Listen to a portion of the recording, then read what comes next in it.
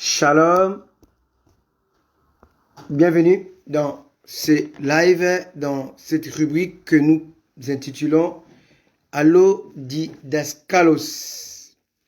Comme je l'ai toujours dit, Didaskalos veut dire maître. Nous posons la question maître au sujet de certaines doctrines. Amen.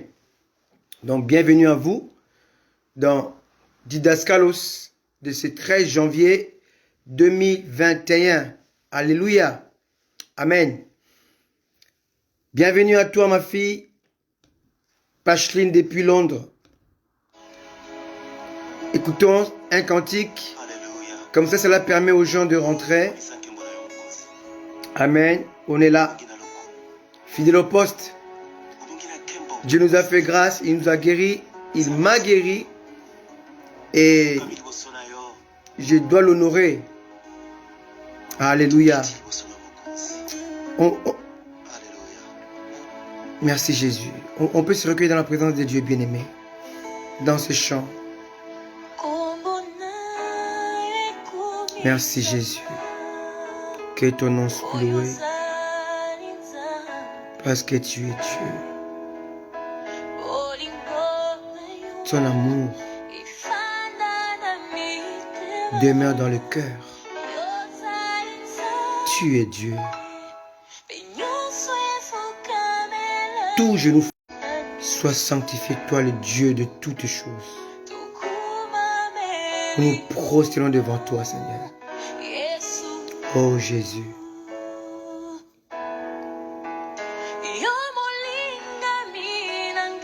Toi, mon ami fidèle, ma vie t'appartient. Sous ta grâce, que je puisse voir ta gloire. Tu es Dieu.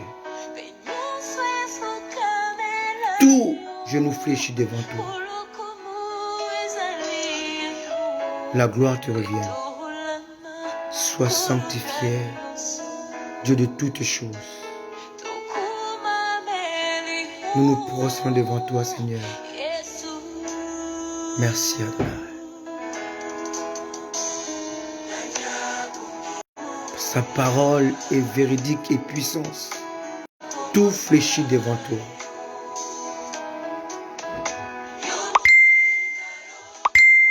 Tu es digne d'être adoré, d'être loué. Tu es assis au-dessus de toutes choses. Dieu d'amour, plein d'amour. C'est toi le Dieu tout-puissant qui accomplit ses promesses. Que la gloire te revienne. Reçois toute la gloire et la puissance. Alléluia. Je veux être comme toi.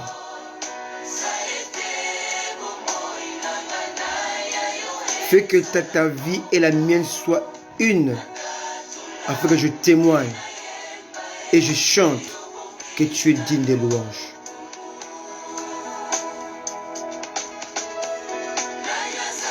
Qui est comme toi?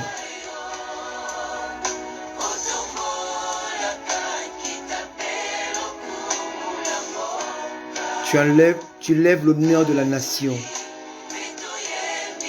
Et nous chantons que tu es digne d'être adoré, digne de louange. Merci Jésus. Oh bien-aimé, là où tu es, élève ta voix et prie. Prie pour les hommes de Dieu, car j'ai appris que beaucoup de pasteurs sont décédés et beaucoup ont été attaqués violemment. Oh, prie pour celui qui t'apporte la parole. Prie pour les hommes de Dieu. Nous sommes là pour servir le Seigneur. Car en 2020, Satan avait attaqué les hommes de Dieu d'une façon terrible. Mais prions pour eux. Priez pour nous. Merci Jésus. Fortifie tes serviteurs là où ils se trouvent. Aide-le Seigneur.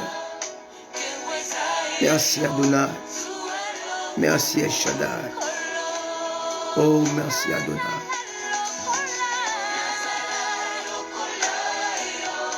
Alléluia. Merci Jésus.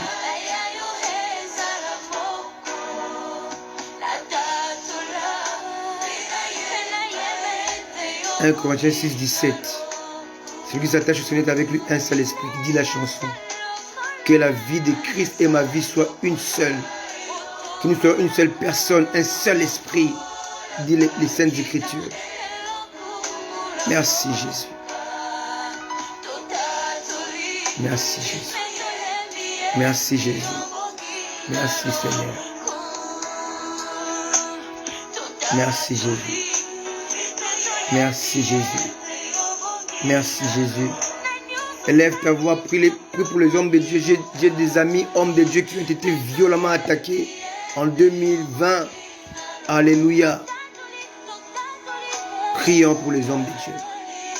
Surtout ceux-là qui dispensent le véritable évangile. La parole pure, la parole non diluée, non mixée, qui donne la vie. Alléluia. Alléluia. Au Bongina, le Kumu, tu es digne d'être glorifié, d'être loué, d'être exalté. Alléluia. Que Dieu soit loué. Amen. Merci Jésus. Merci Seigneur. Sois béni. Nous bénissons le Seigneur pour sa grâce. Amen.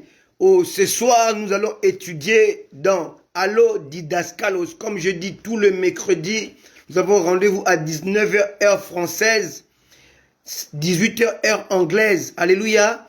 Et qui dit Allo Didaskalos. Et dans cette rubrique, nous parlons des hérésies que l'Église a adoptées par héritage, par doctrine et d'autres par ignorance. Alléluia. Voilà pourquoi on parlera ce soir du le grand trône blanc. Alors le grand trône blanc, c'est le trône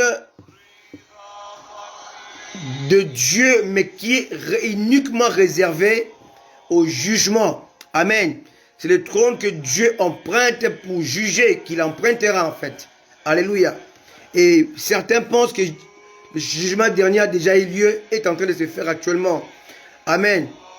Jésus a dit aux Sadducéens qui ne croient pas à la résurrection, lorsqu'ils lui ont posé la question si un homme avait épousé une femme et qu'il meurt et que son frère le remplace pour prendre la femme, et il va y avoir 7 hommes qui vont prendre la même femme, et ils ont dit à la résurrection la femme appartiendra à qui?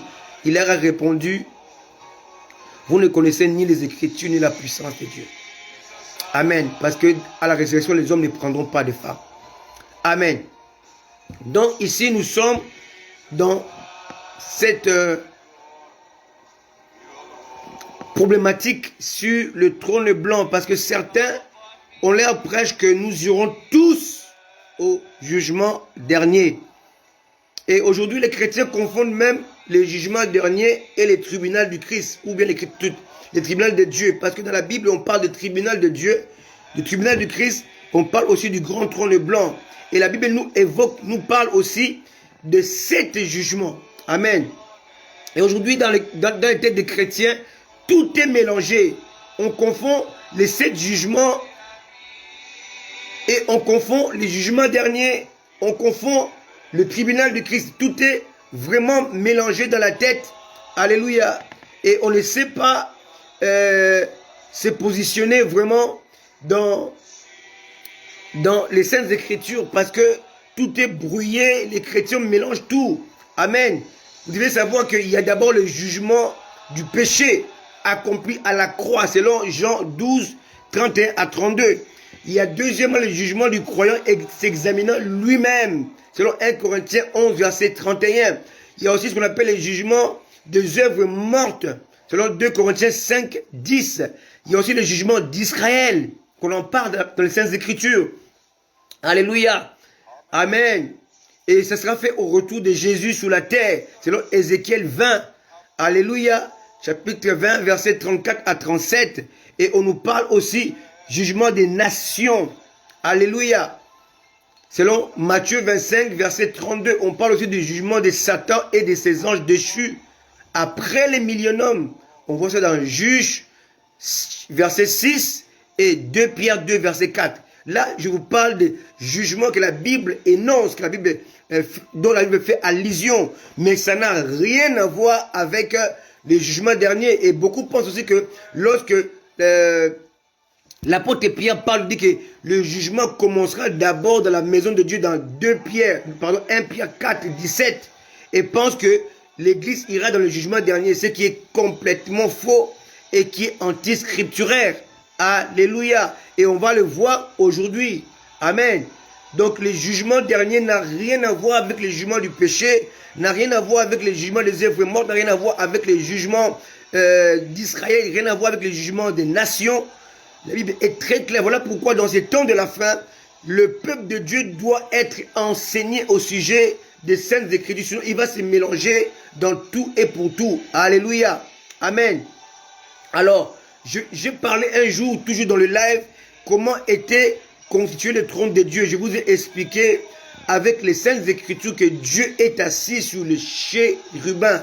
Selon Ézéchiel chapitre 1, Ézéchiel chapitre 10, le trône de Dieu est constitué de chérubins. Donc Dieu est assis sur le chérubin et il s'adosse sur le séraphin. Alléluia. Donc ce sont des anges. Donc Dieu est assis. Son trône est constitué des anges. Alléluia. Si vous lisez Ézéchiel chapitre 1, Ézéchiel chapitre 10, vous allez voir que Dieu est assis sur les anges qu'on appelle les chérubins, des anges qui sont puissants. Ils ont 4 faces. Alléluia.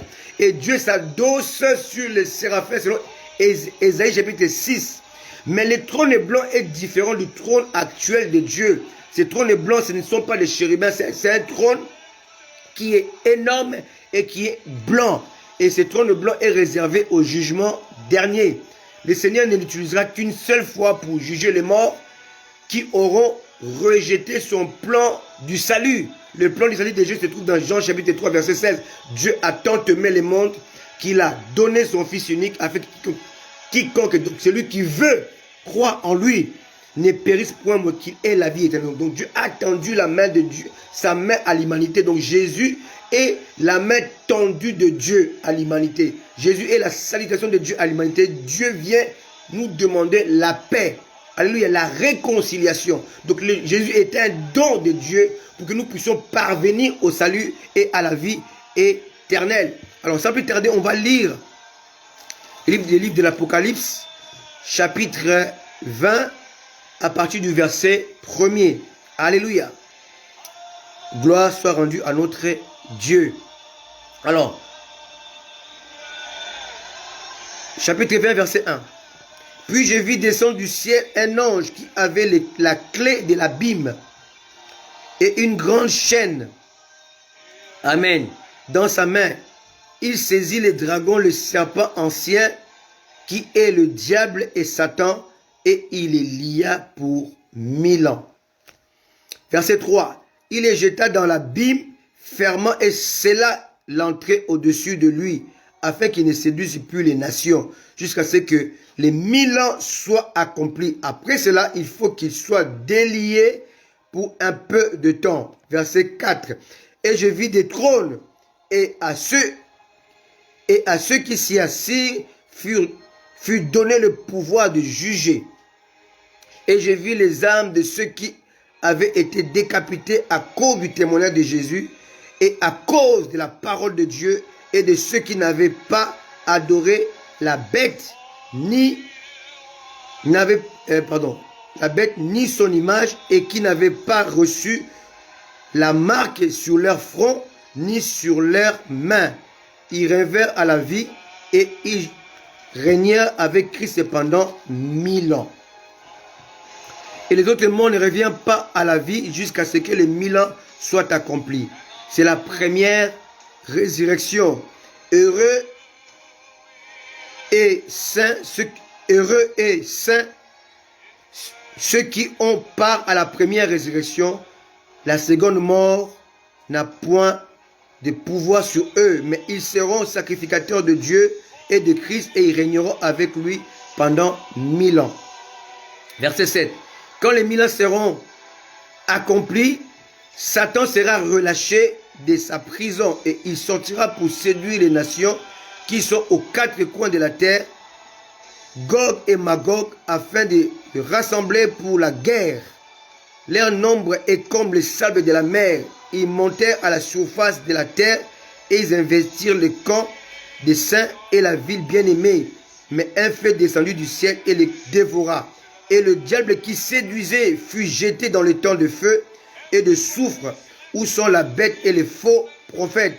Ils seront tourmentés jour et nuit, au siècle de siècles. Puis je vis un grand trône blanc, et celui qui est assis dessus, et celui qui était assis dessus, la terre et le ciel s'enfuirent devant sa face, et il ne fut plus trouvé sa place pour eux.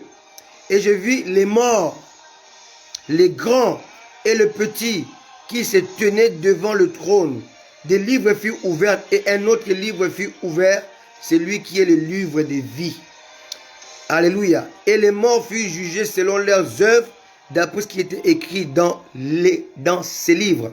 Amen. La mer rendit les morts qui étaient en elle, la mort et le séjour de mort rendit les morts qui étaient en eux, et chacun fut jugé selon ses œuvres. Puis la mort et le séjour de mort furent jetés dans le temps de feu. C'est la seconde mort, les temps de feu. Quiconque ne fut pas trouvé écrit dans le livre de vie fut jeté dans les temps de feu. Amen. Donc, en lisant cette écriture, j'ai relevé quelques points importants que je mérite que nous puissions partager cela pendant ce live. Premièrement, j'ai relevé l'abîme. Amen. Alléluia. Ici, on dit, il y avait, verset 1, puis je vis descendre du ciel un ange qui avait la clé de l'abîme. Amen. Donc l'abîme ici m'intéresse. Autre chose, verset 2, les 1000 ans, les milléniums. Alléluia. Et autre chose, je vois encore, je vis des trônes au pluriel. Amen. J'aimerais bien que nous puissions relever ces trois points et essayer d'expliquer cela pour éclairer le peuple de Dieu. C'est très important. Lorsqu'ici on parle de l'ange qui avait la clé de l'abîme, on fait allusion à la prison réservée à Satan et à ses anges. Si nous lisons Jude qui est juste avant l'Apocalypse, Jude, le verset 6. Verset 6, on va voir que Jude 6, il y a seulement un seul chapitre, donc on parle que de verset, on dit qu'il a réservé pour le jugement du grand jour, enchaîné éternellement par les ténèbres. Alléluia. Par les ténèbres. Les anges qui n'ont pas gardé leur dignité, mais qui ont abandonné leur propre demeure. Alléluia. Ici, Dieu fait allusion, ou Jude fait allusion aux anges déchus qui étaient descendus pour s'accoupler avec les filles des hommes dans Genèse, chapitre 6. Alléluia. Tous ces anges-là qui avaient commis cette abomination, ces mixages, ces mélanges, Dieu les avait capturés et ils avaient jetés dans l'abîme. Et depuis le début de ce monde jusqu'à ce jour, ces anges sont enchaînés. Voilà pourquoi dans Marc chapitre 1, verset 24, lorsque Jésus a vu un démoniaque, et le démoniaque lui a dit, Jésus, fils de Dieu, je te connais, tu es le Saint de Dieu, tu es venu pour nous tourmenter, tu es venu pour nous embêter, tu es venu pour nous troubler. Alléluia. Donc les démons, lorsque Jésus était sur la terre, ils avaient peur que Jésus les jette dans l'abîme. Amen. Voilà. Donc l'abîme est réservé vraiment à Satan et à ses anges. C'est une prison que Dieu a préparée uniquement pour mettre les démons et le diable. Et le diable, on voit qu'il a été enchaîné, il avait été jeté dans l'abîme. Alléluia. Et l'apôtre Pierre aussi en parle dans 2 Pierre chapitre 2 verset 4. L'apôtre Pierre en parle aussi. 2 Pierre 2 verset 4. Car si Dieu n'a pas épargné les anges qui ont péché, mais s'il les a précipités dans les abîmes des ténèbres et les réserve pour le jugement. Alléluia. Donc, Dieu les a attrapés. Ici, Pierre et Jude parlent de la même chose. Alléluia. les a jetés dans l'abîme. Donc l'abîme est une prison réservée uniquement aux esprits impurs. Donc Satan et ses anges déchus et tous ses démons. Amen. Gloire soit rendue à Dieu. Deuxième préoccupation, c'est les milléniums que nous avons vu que Satan, le serpent ancien, le diable, lié pour 1000 ans. Il est lié pour 1000 ans pour qu'il ne puisse pas déranger le règne du Christ, parce que Christ viendra régner sur la terre pendant 1000 ans. Certains pensent que c'est pas les 1000 ans, c'est seulement quelque chose de symbolique. Amen. Ce n'est pas symbolique, c'est quelque chose qui va vraiment se passer. Alléluia, parce que Jésus avait promis qu'il allait donner à Christ le trône de son père David. Donc Jésus doit régner comme roi. Alléluia. Amen. Et on aura le temps d'en parler toujours dans les lives que nous faisons, mais ce ne sera pas le live de mercredi, mais ce sera le live de dimanche où on va parler et aborder toutes ces choses. Et troisième préoccupation, c'est plusieurs trônes de jugement. Et on peut le voir très, très rapidement, on peut le voir dans les livres de Matthieu 19, verset 27, où Jésus parle des trônes de jugement qu'il allait réserver à ses apôtres. Alléluia. C'est très important. Matthieu, verset 19, verset 27. On va aller vite pour comprendre c'est quoi les trônes, les grands trônes blancs. Matthieu 19, verset 27 à 28. Matthieu 19, verset 27. Pierre prenant la parole, lui dit, voici nous avons tout quitté et nous t'avons suivi. Quand sera-t-il pour nous? Jésus lui a répondu, je vous le dis en vérité, quand le Fils de l'homme au renouvellement de toutes choses sera assis sur le trône de sa gloire, vous qui m'avez suivi, vous serez de même assis sur 12 trônes et vous jugerez les 12 tribus d'Israël. Et là, on peut voir que les trônes au pluriel concernent d'une part les 12 apôtres et le trône aussi concerne nous les saints. Alléluia. Et la Bible dit dans 1 Corinthiens 6, versets 2 à 3, alléluia. C'est là qu'on va comprendre que dans le jugement dernier, dans les choses, dans les grands trônes blancs, nous n'y serons pas. Parce qu'on sera affairé à faire autre chose. Alléluia. Alléluia. 1 Corinthiens 6, verset 2. Alléluia. 1 Corinthiens 6, verset 2. Ne savez-vous pas que les saints jugeront le monde? Et si c'est par vous que le monde est jugé, êtes-vous indigne de rendre le moindre jugement? Verset 3. Ne savez-vous pas que ne savez-vous pas que nous jugerons les anges déchus bien sûr, et nous ne jugerons pas à plus forte raison les choses de cette vie. Donc ici, lorsqu'on parle des trônes, et il y avait les gens à qui il avait donné le pouvoir de juger, on peut comprendre cette préoccupation que les Saintes Écritures en parlent. Mais aujourd'hui, ce n'est pas vraiment notre sujet. Notre sujet est les grands trônes blancs. Qui sera convié? Qui sera invité? Qui ira au grand trône blanc au jugement dernier? Est-ce que moi qui crois en Jésus, moi qui ai sacrifié ma vie depuis 40 ans aujourd'hui, cette année ça fait 40 ans que j'ai donné ma vie au Seigneur, est-ce que je serai jugé aussi? C'est ça la question qui préoccupe beaucoup de chrétiens et qui sont mélangés dans leur esprit, dans leur tête. Mais vous devez savoir que le millénium est compris de plusieurs manières par plusieurs dénominations. Au jour actuel, le millénium est développé sous 3 thèses. Il y a les thèses qu'on appelle les post-millénarismes. Deuxième thèse, le amillénarisme. Et troisième thèse, le pré-millénarisme. Donc ici, aujourd'hui, il y a des chrétiens de par le monde. Il y a 3 types de thèses auxquelles certains chrétiens croient. Alléluia. Il y a des chrétiens qui croient que le millénium dont la Bible fait allusion ici aura lieu, alléluia, aura lieu après l'enlèvement. Alléluia. Ça, ce sont les chants. En fait, il y aura les milléniums avant l'enlèvement, pardon. Ça, c'est les post-millénarisme ou millénaristes. Et ils pensent que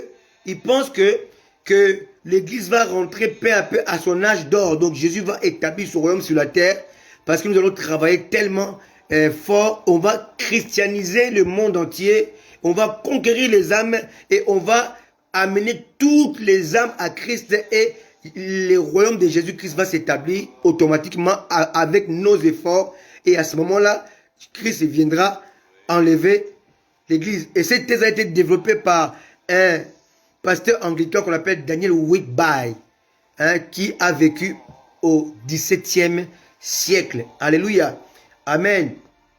Alléluia. Et aujourd'hui, cette thèse est beaucoup développée. Si vous suivez souvent les émissions de télévision à Kinshasa ou ailleurs, vous allez voir que les pasteurs qui prêchent actuellement, ils soutiennent la thèse du post-millénarisme. Alléluia. Ils pensent que l'Église va rentrer dans son âge d'or. Alléluia. Et que le royaume de Christ sur la terre va s'installer. Alléluia. Parce que nous sommes appelés à conquérir les âmes. Amen. Et certaines communautés pensent même que si nous n'évangélisons pas, nous bloquons le retour de Jésus-Christ. Donc Christ dépend des chrétiens pour revenir. Alléluia. Ça, c'est une thèse aussi qui est développée dans certaines assemblées chrétiennes. Il y a aussi une autre thèse qu'on appelle l'amillénarisme. Alors cette thèse a été développée par un des pères de l'Église. Lorsque vous faites la théologie, on parle des pères de l'Église, les gens qui ont amené vraiment le réveil, qui ont amené la parole de Dieu a été connue dans le monde. L'un de ces pères de l'Église a vécu au Moyen-Âge. On l'appelle l'évêque d'Hippone ou bien Saint Augustin. Il est mort en 430. Alléluia. Carrément au Moyen-Âge. Et lui, il croit que il n'y aura pas de millénium. Et d'autres sont venus après lui. Alléluia. D'autres sont venus après lui. Comme Martin Luther, le protestant. Et comme Jean Calvin aussi, qui avait prôné le protestantisme aussi.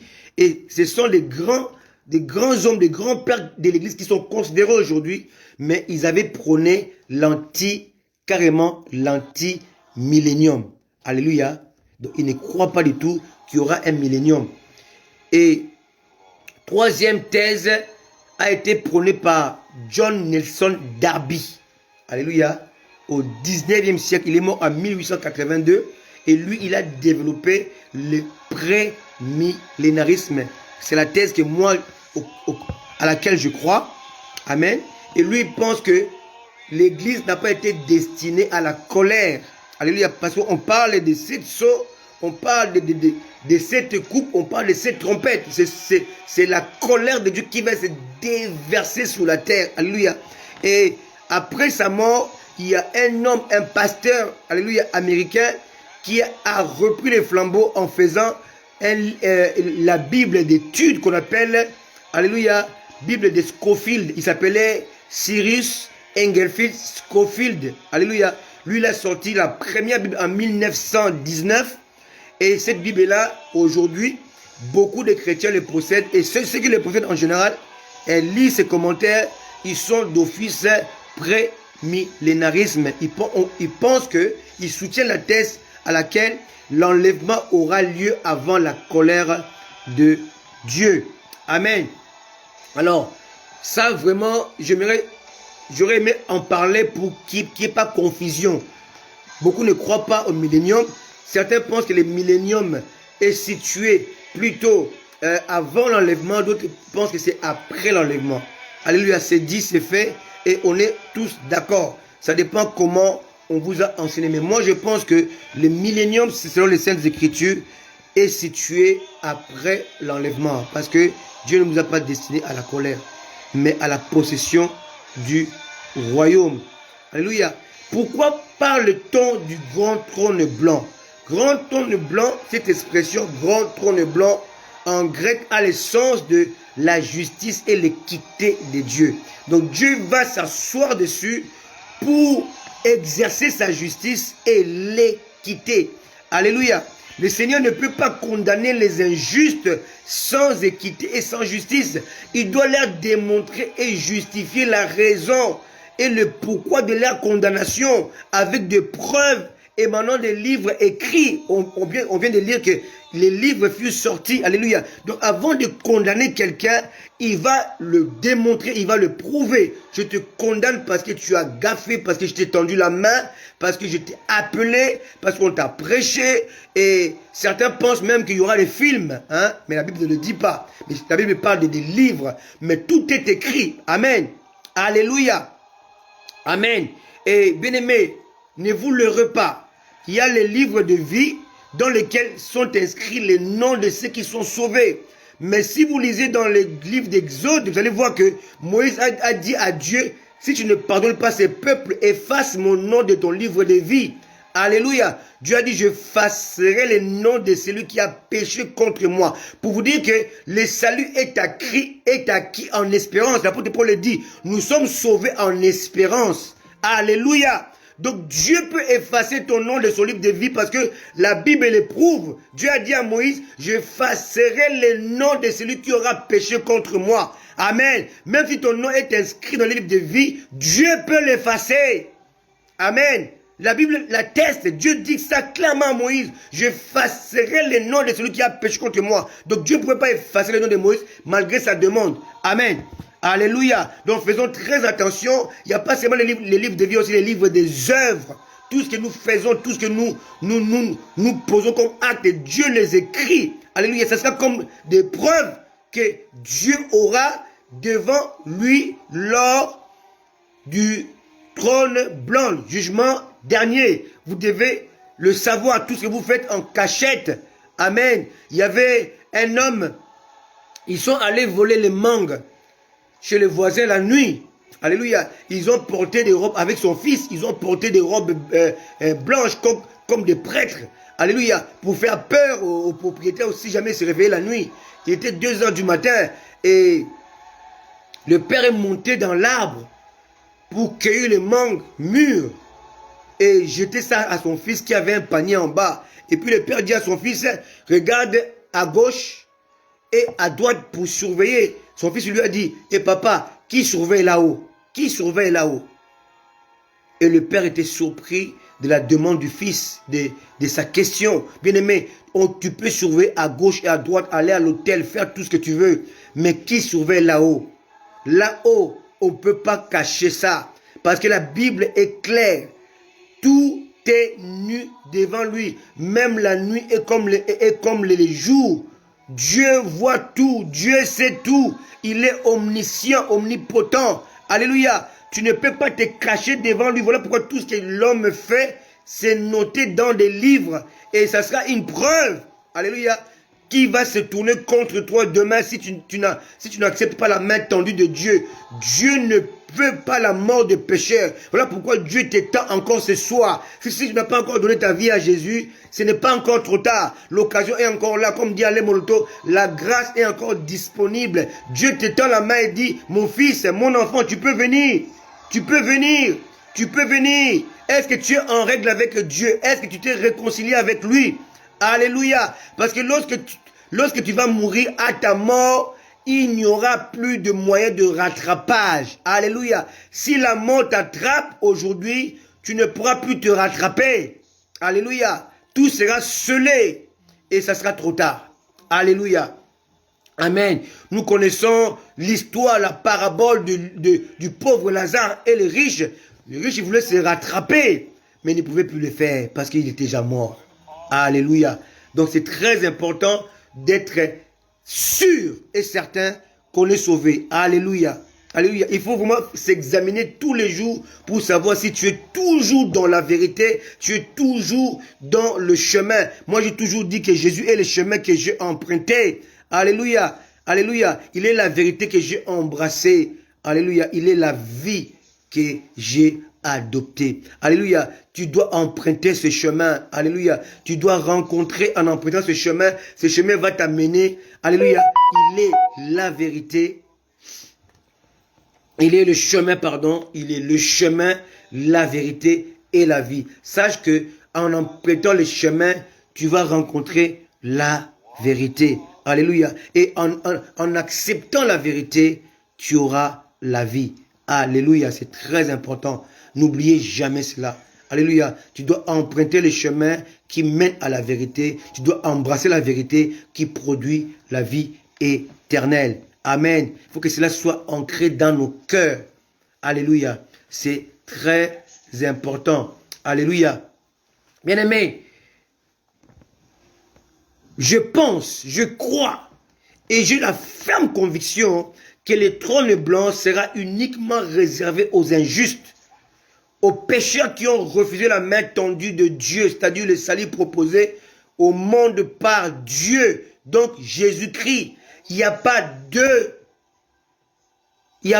chemins, il n'y a pas deux issues, il y a une seule issue, c'est Christ. Si tu l'acceptes, tu auras la vie et tu n'iras pas au jugement dernier du trône blanc. Alléluia. Amen. Alléluia, c'est très important. D'ailleurs, si nous lisons chapitre 20 de l'Apocalypse, alléluia, à partir du verset 11, on voit, puis je vis un grand trône blanc et celui qui était assis dessus. La terre et le ciel s'enfuirent devant sa face. Il ne fit plus trouver de place pour eux. Verset 12. Et je vis les morts. Donc les impies. Remarquez aussi au verset 4. Au chapitre 20 de l'Apocalypse. Alléluia. Je vis des trônes et ceux qui étaient assis furent donnés le pouvoir de juger. Et je vis les âmes de ceux qui avaient été décapités à cause du témoignage de Jésus-Christ et à cause de la parole de Dieu. Alléluia. Et de ceux qui n'avaient point adoré la bête ni son image et qui n'avaient pas reçu la marque sur leur front ni sur leurs mains. Ils revinrent à la vie et ils régnèrent avec Christ pendant 1000 ans. Remarquez bien le verset 5. Les autres morts ne revinrent point à la vie jusqu'à ce que les 1000 ans soient accomplis. Donc ici, on fait la différence entre les morts en Christ et les morts sans Christ. Alléluia. C'est très clair. C'est précis. Ici, on parle de morts en Christ et les morts sans Christ. Et eux, ils ne sont pas revenus à la vie. Alléluia. Ils vont revenir à la vie seulement devant le trône blanc. Regardez. Regardez. Alléluia. Le mort, verset 12. Et j'ai vu les morts et les grands et les petits, qui se tenaient devant le trône. Des livres furent ouverts. Et un livre fut ouvert, c'est lui qui est le livre de vie. Et les morts, on parle bien des morts, on n'a pas dit les hommes, les femmes, les morts furent jugés selon leurs œuvres, d'après ce qui est écrit dans ces livres. La mer rendit ses morts. Donc aujourd'hui, il y a des avions qui sont crachés dans les mers, les corps, on n'a jamais retrouvé les corps. Ces jours-là, la mer va rendre donc toutes les morts, les cadavres qu'elle retient. Or, la mort et le séjour des morts furent jugés dans les... Ah, pardon, excusez-moi. La mort et le séjour des morts rendirent leurs morts, donc les sépulcres vont s'ouvrir. Alléluia. Et tous les morts qui ne faisaient pas partie des élus, des sauvés, vont revenir. Si on remarque au verset 5, on dit, c'est jusqu'à ce que les 1000 ans soient accomplis. C'est la première résurrection. Ici, il y a l'expression première résurrection. C'est quoi la première résurrection? La première résurrection est scindée en deux parties. La première résurrection se fera avant l'enlèvement et 7 ans après l'enlèvement. Vous devez me comprendre très bien. La première résurrection qui est écrite ici dans le livre de l'Apocalypse ne concerne que le juste, que le saint. On va le voir dans le livre de 1 Thessaloniciens chapitre 4 et dans 1 Corinthiens 15. si nous lisons ces versets, l'apôtre Paul parle aux Thessaloniciens, il dit que nous ne dévancerons pas ceux qui sont morts au son de la trompette. 1 Thessaloniciens 4, 13 à 18. Il dit, au son de la trompette, les morts en Christ ressusciteront premièrement et nous les vivants, nous serons enlevés. Au chapitre 15 de 1 Corinthiens, versets 51 à 57, l'apôtre Paul parle du changement. Il dit que au son de la trompette, alléluia, nous allons nous revêtir d'un corps incorruptible. Qu'est-ce que veut dire incorruptible? Un corps qui ne peut plus être corrompu, ni par la mort, ni par le péché. Deuxièmement, l'apôtre Paul fait allusion à un corps immortel. Quelqu'un me comprend un tout petit peu là? Alléluia. Alléluia. Et là encore, on voit que la résurrection, qu'on appelle la première résurrection, va avoir lieu avant l'enlèvement. Ceux qui sont morts en Christ avant nous ne seront pas enlevés après nous.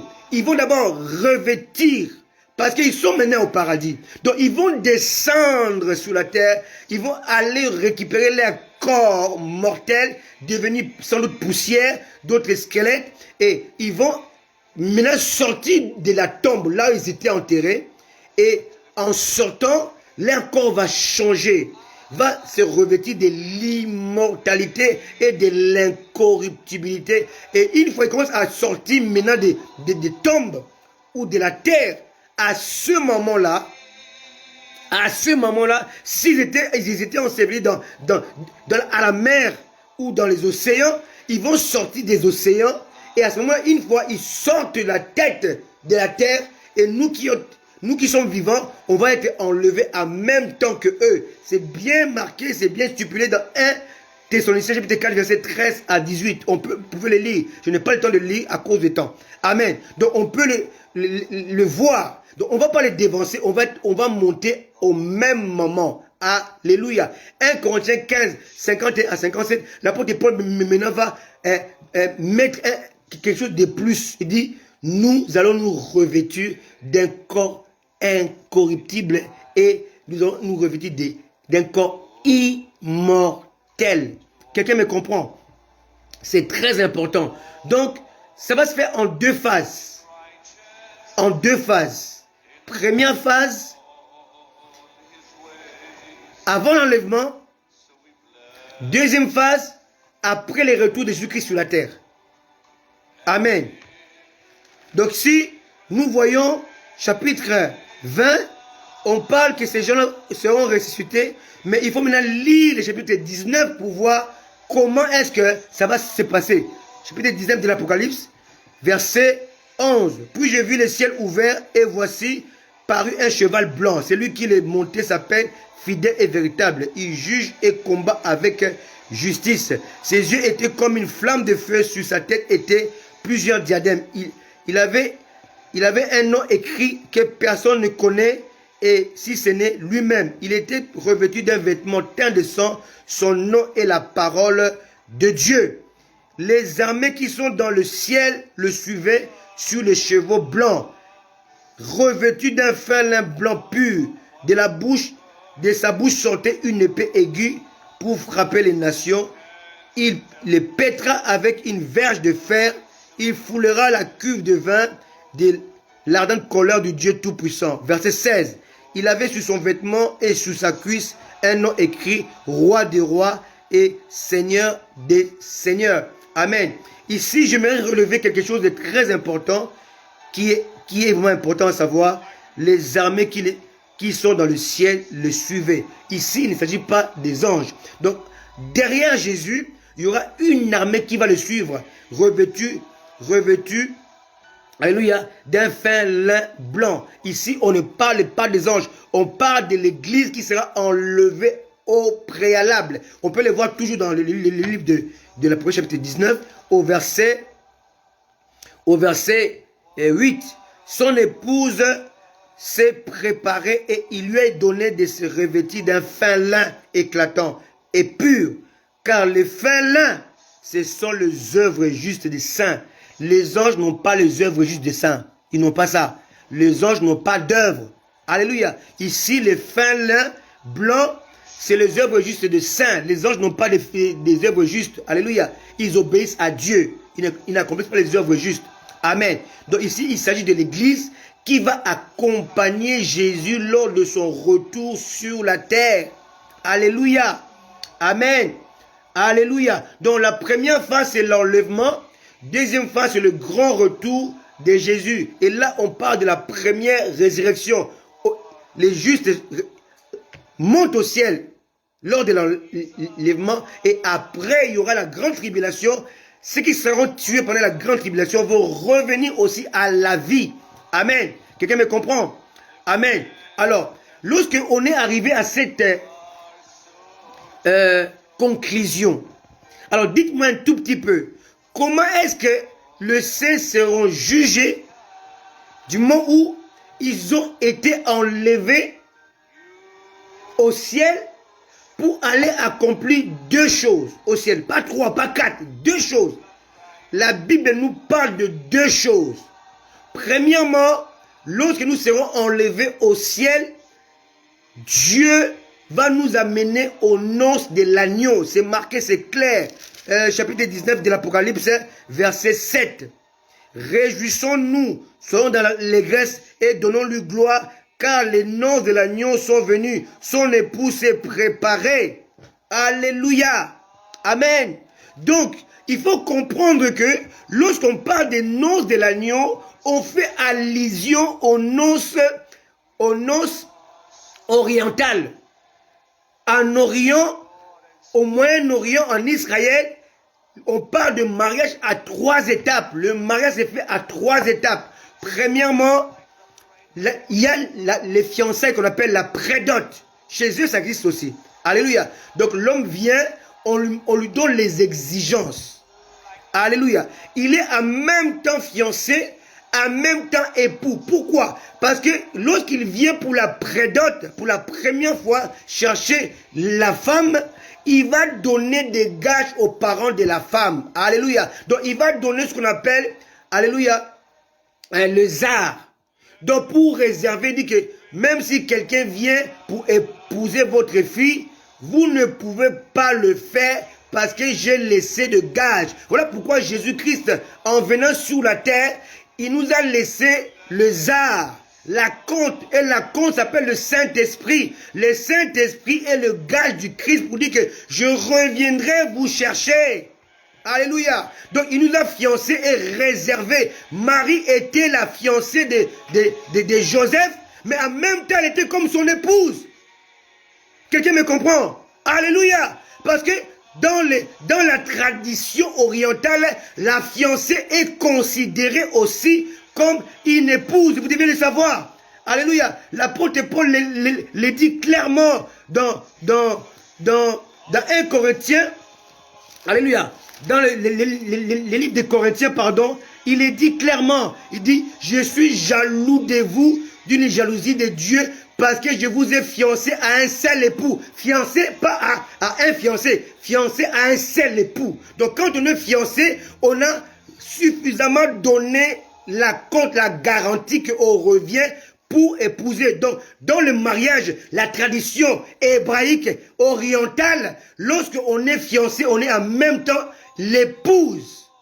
Mais le mariage ne peut pas être consommé parce que le marié va donner la compte pour réserver l'épouse. Or, Dieu, en donnant la compte, son acompte, lorsqu'on donne un acompte pour acheter une chaussure, si la chaussure, par exemple, coûte 100 € ou 100 pounds, on va donner soit la moitié, soit les tiers.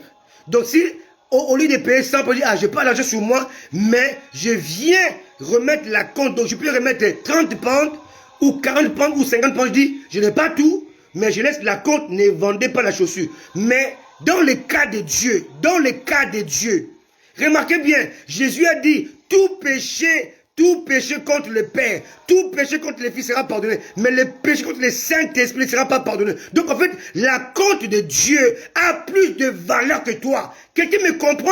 Dieu laisse un acompte, mais cet acompte, c'est Dieu lui-même. Cet acompte a plus de valeur que toi. Le Saint-Esprit a plus de valeur aux yeux de Dieu que toi qui m'écoutes.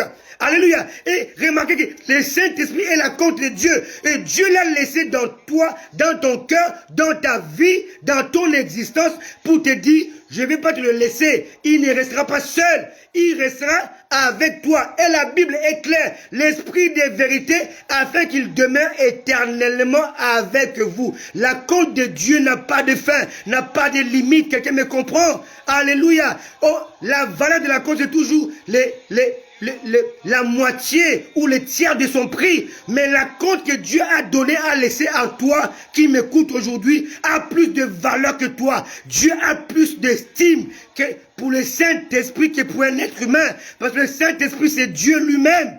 Quelqu'un me comprend? Donc la compte que Jésus a laissé pour te dire qu'il viendra te chercher, il ne peut pas mentir parce que la compte a plus de valeur que toi dans sa vie. Pécher contre son compte, contre lui, c'est impardonnable. Quelqu'un me comprend?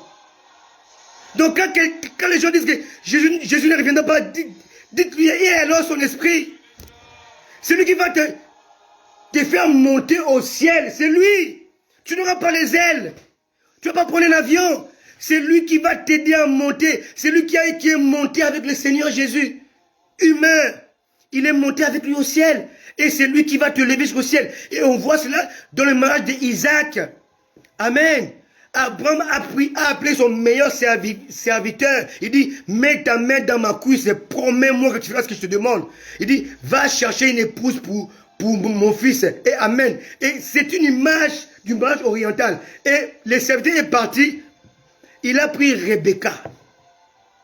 Comme Abraham voulait. Et lorsqu'il est arrivé devant la maison, à quelques mètres de la maison, alléluia, il s'est arrêté. Et Isaac était sorti. Maintenant, le serviteur s'arrête. Il ne peut pas avancer à la maison. Il faut que l'époux vienne chercher son épouse. C'est exactement ce qui va se passer. Jésus, à l'enlèvement, il ne descendra pas sur la terre. Il va rester dans les airs. Alléluia. Et il va attendre le serviteur, le Saint-Esprit, va amener l'église jusqu'à lui. Et lui, il est au ciel. Pas dans la maison du Père. Il va quitter la maison. Alléluia. Il va se mettre à l'entrée de la maison. Alléluia. Alléluia. Aux devantures. Et quand nous, on va rejoindre l'époux, il va nous amener dans les noces. Voilà ce que nous allons faire. Après avoir passé les noces de l'agneau, on va passer à un deuxième événement dans le ciel. Ce sera le tribunal de Christ. Le tribunal de Christ ne consiste pas à te juger, mais à juger tes œuvres. Il va te dire, Pacheline, Nadine, je t'avais donné 100 talents. Qu'est-ce que tu en as fait? Tu dis, Seigneur, pour les 100 talents que j'ai reçus de toi, voilà 200 talents. Il va te dire, fidèle servante, fidèle serviteur, voilà ta couronne. On ira au tribunal de Dieu pour être récompensé. Pas pour être jugé, parce qu'il nous a déjà jugé, il a jugé nos œuvres avant de nous sauver. Alléluia, quelqu'un me comprend? Alléluia. Et après avoir célébré les noces de l'agneau, j'ai dit que les noces se faisaient en 3 parties. Premièrement, les fiançailles. Et les fiancés amènent le gage pour dire que je reviens. Et lorsqu'il va revenir, alléluia, il va revenir pour prendre son épouse et commencer les noces. Est-ce que vous comprenez? C'est comme ça. Donc Jésus est venu sur la terre, il laisse le Saint-Esprit, alléluia, il est reparti. Il revient dans les airs. Maintenant, les serviteurs vont maintenant amener l'épouse. On va maintenant aller pour les noces. Et après les noces, maintenant, il va descendre maintenant présenter son épouse au monde. Tout simplement. Ici, voilà pourquoi quand vous lisez la Bible, vous devez lire le contexte et le texte.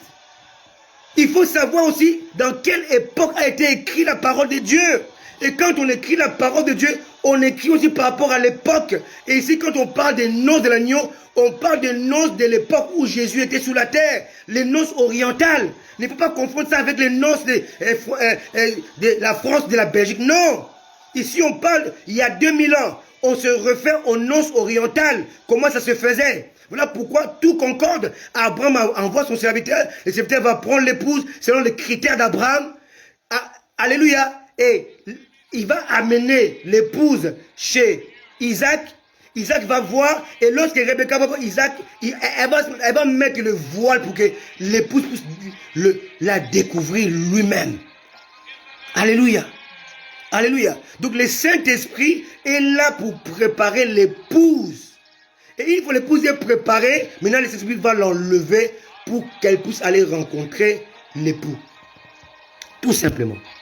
Et une fois les noces seront célébrées, alléluia, l'époux va revenir avec l'épouse. Voilà pourquoi je parle des chevaux blancs revêtus de fin lin blanc. L'épouse va accompagner l'époux dans sa gloire.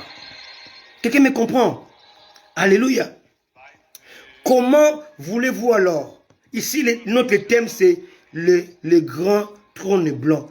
Comment voulez-vous que toi qui es devenu épouse officielle, alléluia, du Christ, et comment voulez-vous que Jésus-Christ va s'asseoir sur le trône de justice, d'équité, va juger son époux, alors que la Bible est claire?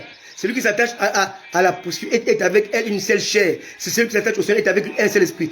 Comment est-ce que toi qui es un seul esprit avec le juge, il peut encore te juger?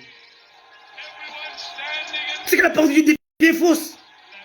Deuxièmement, comment est-ce que nous qui étions autrefois pécheurs, il nous a lavé par son précieux sang? La Bible dit que nous sommes revêtus d'un corps incorruptible, donc qui ne peut plus pécher. Deuxièmement, de l'immortalité. Comment est-ce qu'on est revêtu de l'immortalité? Il peut encore nous envoyer dans la seconde mort. Ça ne tient pas. Ça ne tient pas. On voit les versets qui en parlent dans toute la Bible, surtout Jean en parle beaucoup. Jean 5, verset 24. Ceux qui ont foi en Christ passent de la mort à la vie éternelle. Jean 5, verset 29. Seuls les impies iraient au jugement dernier. Jean 5, 39, 40. Il dit, vous sondez les Écritures parce que vous pensez avoir la vie éternelle, mais ce sont elles qui ont témoin de moi. Mais vous ne voulez pas venir à moi pour avoir la vie. Alléluia. Et Jean 6, 40, il répète, la vie éternelle, c'est Jésus-Christ. Jean 6, 47, c'est lui la vie éternelle. Alléluia. Alléluia. Jean 11, 25 à 26, il dit, Jésus dit à Marthe, il dit, c'est lui qui croit en moi vivra. Quoi qu'il meure, c'est lui qui vit et croit en moi ne mourra jamais. Donc ici, on parle de la seconde mort. Donc cela veut dire que si tu crois en Jésus, si tu lui as donné ta vie, si il conduit ta vie, la mort n'aura plus d'effet sur toi, quelle que soit sa teneur. Ici, on dit les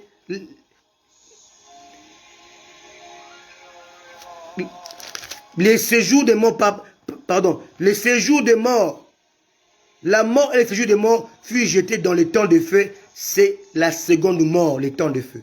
Comment est-ce que les temps de feu peuvent te recevoir, toi qui es revêtu de l'immortalité? Attendez, il faut que je lise ces versets, parce que si on ne les lit pas, on a l'impression que ce n'est pas écrit. 1 Corinthiens 15, verset 51. Voici, je vous dis un mystère. Nous ne mourrons pas tous, mais tous nous serons changés. 52.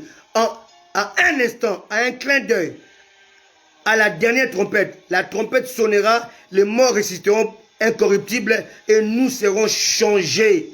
Car il faut que ce corps corruptible revête l'incorruptibilité. Donc tu ne peux plus pécher. Deuxièmement, et que ce corps mortel revête l'immortalité. Comment est-ce que quelqu'un qui est revêtu de l'immortalité peut encore aller au trône blanc? D'autant plus qu'il y a eu 2 résurrections. Et lui, cela ne le concernait pas. Pardon. Dans les 2 résurrections, les morts, donc les impies, n'étaient pas concernés. La première a eu lieu avant l'enlèvement. Celui qui n'était pas enlevé et qui va faire face à l'antichrist, qui va refuser sa marque sur son front et sur sa main droite, il sera décapité. il sera mis à mort. Et lorsque Jésus-Christ va revenir pour régner 1000 ans, il va ressusciter. La Bible est claire, les autres qui sont morts ne reviennent pas à la vie. Donc, tous ceux qui sont ressuscités, alléluia, ils sont revêtus de l'immortalité. Comment voulez-vous que dans le trône blanc, il va faire quoi dedans? Alléluia. Vous devez comprendre cela. Le jugement dernier ne concerne pas l'Église. Ne vous concerne pas. N'ayez pas peur. Ne vous effrayez pas. Vous ne serez pas conviés. Cela ne vous concerne pas. Alléluia. Alléluia. Le temps est passé vite. J'ai encore beaucoup de choses à dire. Mais le temps est passé vite. Alléluia. Alléluia. Alléluia. Le grand trône blanc ne te concerne pas. La Bible est claire. Les morts, il s'agit des morts qui ne sont pas ressuscités lors de l'enlèvement et les morts qui ne sont pas ressuscités lors du retour de Jésus-Christ. Alléluia. C'est eux qui seront conviés au grand trône blanc et qui vont avoir à rendre des comptes à Dieu. Quelqu'un me comprend? Alléluia. C'est ça que je voulais nous dire encore ce soir. Le grand trône blanc est réservé aux impies, est réservé aux pécheurs, est réservé aux adultères, est réservé aux fornicateurs, est réservé à tous ceux-là qui ont refusé la main tendue de Dieu. C'est à eux qui vont mourir dans le péché sans se repentir. Si tu es adultère, si tu es fornicateur, si tu es pécheur, quel que soit le nom de ton péché, peu importe. Mais si tu peux m'écouter, est-ce que tu es encore vivant? Si tu peux écouter ces messages, est-ce que tu es encore vivant? Reviens à Jésus. Donne-lui son cœur. Donne-lui ta vie. Donne-lui ta vie. Il n'est pas encore trop tard. Parce que quand tu vas mourir, tu seras convoqué au grand trône blanc.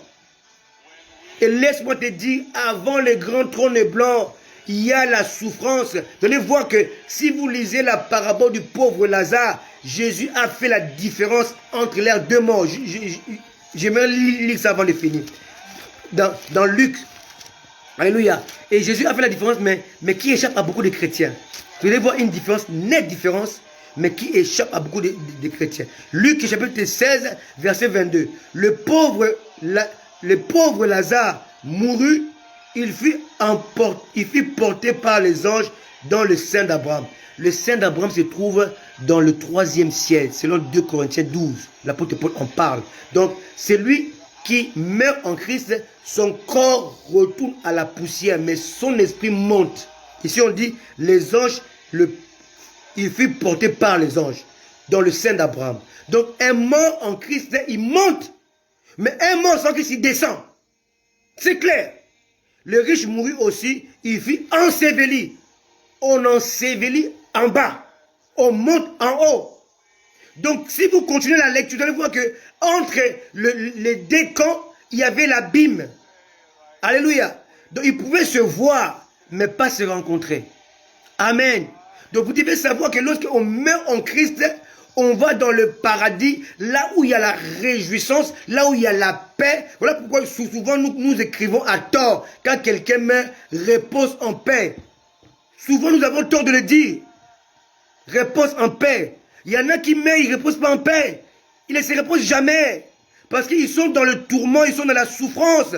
La Bible dit, le pauvre Lazare le dit très bien. Alléluia. Alléluia. Il dit, au verset 24 de Luc chapitre 16, il cria, Père Abraham, aie pitié de moi, envoie Lazare pour qu'il trempe le bout de son doigt dans l'eau et me rafraîchisse la langue, car je souffre cruellement dans cette flamme. Celui qui meurt sans Christ, il est dans le tourment, il est dans les lieux de tourment, dans le séjour des morts, lieu de tourment. Donc ta souffrance commence avant même l'enfer. Est-ce que tu me comprends? Voilà pourquoi ce soir je t'appelle à faire le choix. Jésus te tend la main. Il dit viens. Viens. Dieu a tant aimé le monde, il a donné son fils avec quiconque croit en lui. Pourquoi c'est simple? Pour venir c'est simple. Il ne demande pas les mouchoirs rouges. Il ne demande pas ta dîme. Il ne demande pas tes offrandes. Il demande simplement ton cœur. Il veut habiter dans ton cœur. Il veut rentrer dans ton cœur. Il veut que tu lui laisses la vie pour qu'il puisse la conduire. C'est tout simple.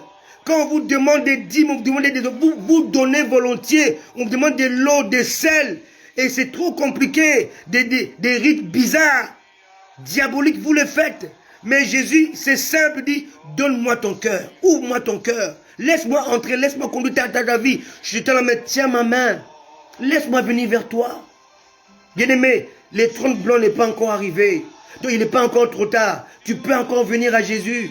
Mais on vient à Jésus-Christ pas avec deux cœurs, pas en faisant semblant. Car avec l'autre que tu fais semblant, Dieu connaît ton cœur. Viens tout entier à lui. Viens tout entier à lui. Ce soir, je dis, c'est lui qui veut recevoir Jésus-Christ. Prie avec moi. Si dans ton cœur, bien-aimé, tu peux tromper tout le monde, sauf ta conscience. Si tu as encore des péchés cachés dans ton cœur, si tu as encore des choses que tu n'as pas encore abandonnées, si tu as encore des choses que tu as faites qui t'éloignent de Dieu, tu n'as pas besoin d'un pasteur. Tu as besoin de parler à ton Dieu, à ton Créateur. Là où tu es, incline-toi. Dis Seigneur Jésus, j'ai péché contre toi. Je t'ai attristé. Seigneur, pardonne mon péché. Pardonne mes péchés. Et tu es mort à la croix pour moi. Et à la croix, tu as payé. Tu as payé ma faute. Tu as payé pour ma faute. Je te demande pardon, Seigneur. Maintenant, donne-moi ton esprit qui va me conduire de vivre en chrétien, de vivre en enfant de Dieu. Je te remercie parce que tu le fais maintenant. Seigneur, conduis ma vie. Règne dans ma vie. Deviens le maître de ma vie. Deviens le roi et le seigneur de ma vie. Conduis ma vie. Je m'abandonne totalement à toi. Père, ta parole dit, celui qui vient en toi, tu ne le rejettes pas. Je viens vers toi. Accepte-moi, Seigneur. Et aide-moi à marcher, à cheminer avec toi. Père, je te le demande au nom de Jésus. Amen. Si tu fais cette prière-là, Jésus vient dans ton cœur. Et désormais, tu es son enfant. Et ton nom est inscrit dans le livre de vie. Et le trône blanc ne te concerne plus à partir de maintenant. Alléluia. Que Dieu vous bénisse. Sachez-le, il n'est pas encore trop tard de revenir à Jésus. Il n'est pas encore trop tard de donner son cœur à Jésus. Il n'est pas encore trop tard de changer de vie. Je vous parle, je vous le dis, je vous parle avec amour. Si tu meurs comme ces riches, tu iras dans le lit de tourment. Et aucune prière, aucune intercession ne marchera.